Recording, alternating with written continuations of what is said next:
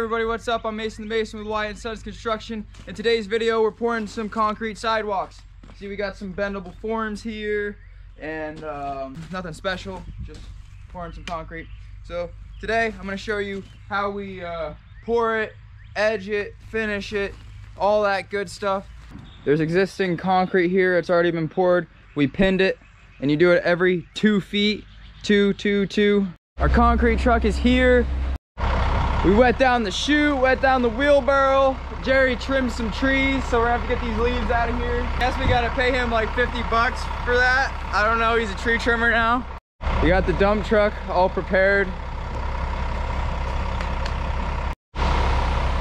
So once we get that halfway filled up, Saul scrapes it down, and that's because he doesn't want to get covered in concrete when the chute gets picked up, and he dumps it.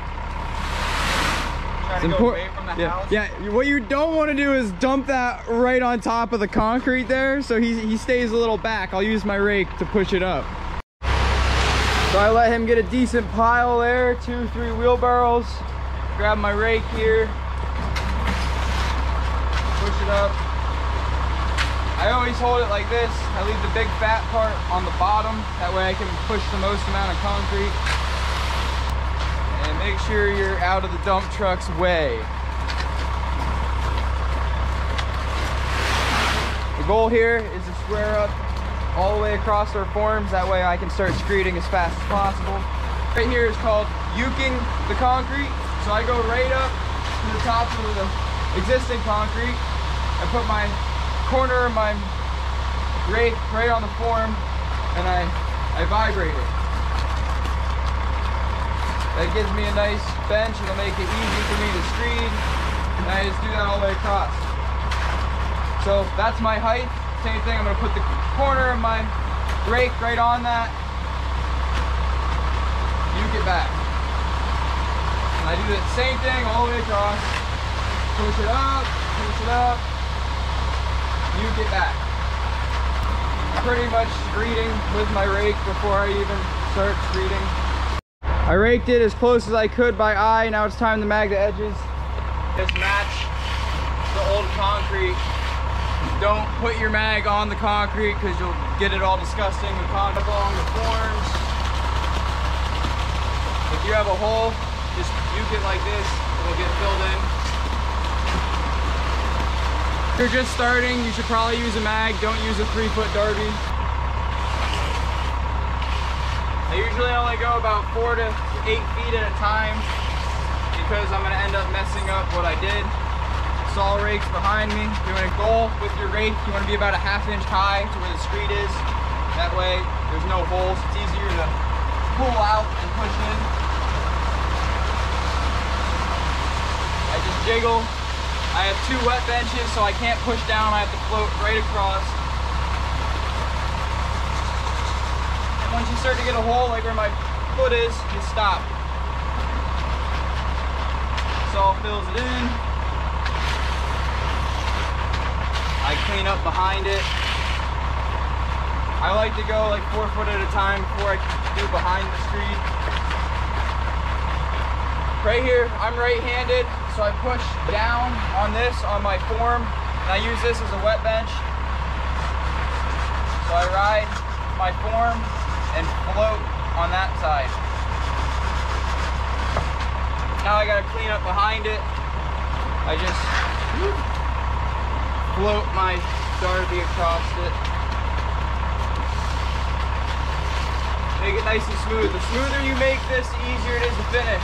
Every time I pick my feet up, I just vibrate it out. Make sure you communicate good with your raker so he knows what you're looking at. It's hard to see with your eyes when you're back there. Now I'm to the point where I got 2 hard benches. I can push down on both sides. I don't have to worry about floating it.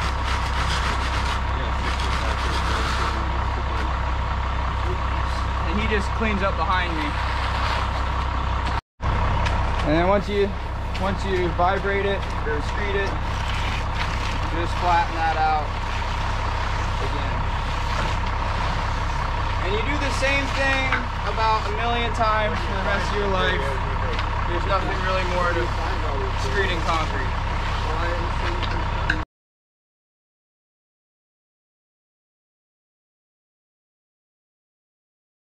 The tip before your concrete truck drives away, fill up something with water so you can wash your tools. I mean, if you don't have water, you're gonna ruin all your tools. If you're ever a little low to your form, scoop up a little bit on your mag, put it in the low spot, and that's about it. The next part we gotta do is bull float it, which, all right, step one is I gotta wet that bull float down. Usually you spray it with con film or concrete retarder, whatever you want to call it. We got different terms for everything. I try and keep it flat, and I like to walk with it. I don't like to push it out with my hands.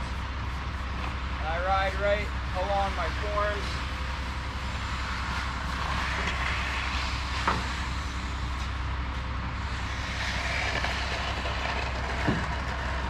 And you do this until it looks like glass.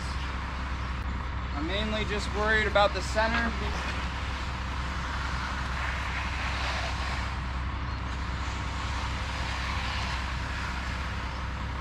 We use a small one, yeah, small edger.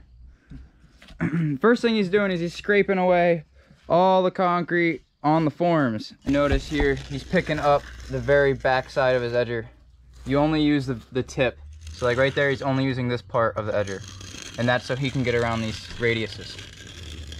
If you do the whole thing down, like flat, it'll start ripping your finish right out. So only use one side. So if you're going this way, you're only using the tip. And then when you go back the other way, can you do that too? You use the back side. And you're only using the very end of your edger. Once he's done edging it, he just takes his mag and cleans up all the marks, making it really smooth. So we are all edged, magged off. Now we gotta put our control joints in here. When you do sidewalks like in town, you usually go every 4 foot with your control joints, but these are so wide, if we go 4 foot, it's gonna look ridiculous. So we're gonna go a little bigger than that. We're probably gonna go 5-ish feet. So I'll use the tape measure to make sure it's pretty straight, marks it with his finger, and that's where we'll put our double groove. So he put that double groove right on his mark that he made. Alrighty, so Sawyer is gonna start coming across and he's gonna hand it to me. Just like your edger, you pick it up and back and up and back. Passes it over to me and I finish her out. Keep it tight to your screed because you want it to be nice and straight.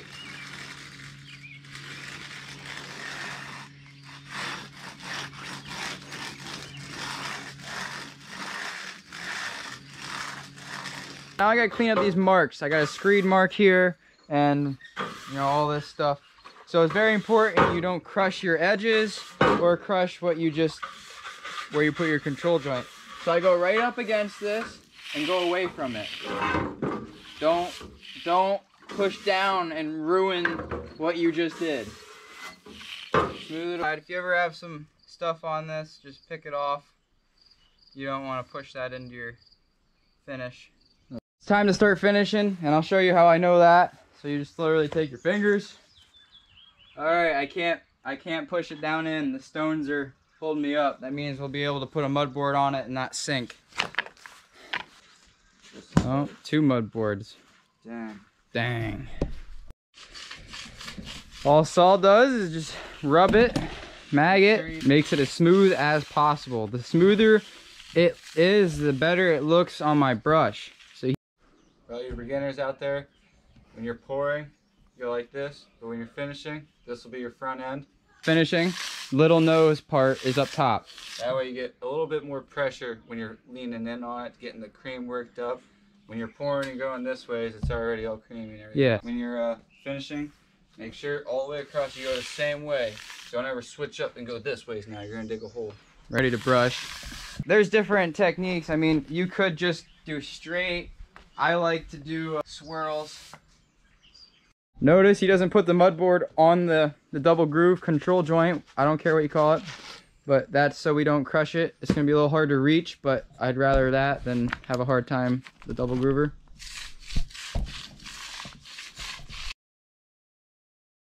Now that I passed over the double groove, I can highlight it. It's just the same thing. Now I just follow the line I already made and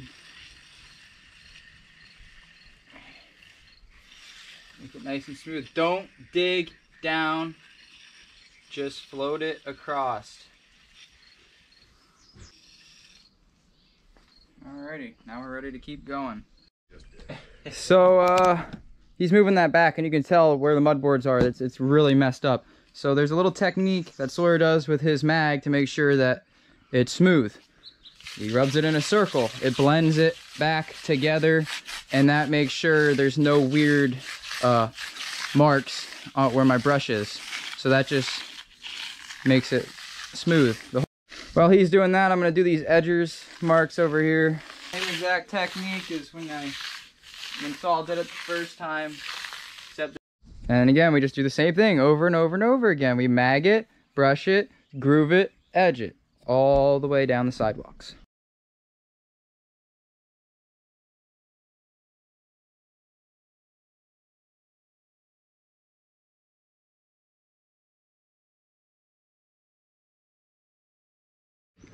We are completed with the finishing process, all done.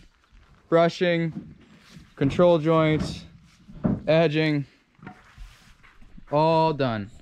Thanks for sticking around to the end of this video. I appreciate all you guys that watched the whole thing. I hope that I helped you learn how to pour concrete. And I have tons more videos just like this coming out about concrete, block work, pavers, all sorts of different stuff. So if you want to learn more about my trade, please subscribe.